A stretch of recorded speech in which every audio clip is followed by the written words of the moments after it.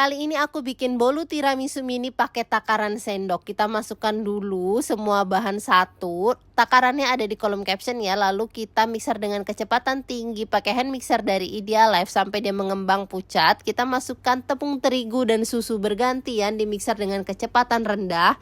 Dia low watt ya dan harganya terjangkau banget. Kalau udah aku bagi 3, satu aku kasih pasta kopi, satu kasih coklat bubuk, satu biarkan ori. Lalu kita tuang ke dalam cetakan yang udah diolesin minyak secara langsung ya, kayak begini nih. Lakukan sampai selesai, lalu panaskan food steamer dari Idealife. Dia kapasitasnya gede banget ya, ada 3 tingkat begini, low watt dan elegan banget. Pemakaiannya gampang dan pembersihannya juga gampang. Aku kukus 15 menit.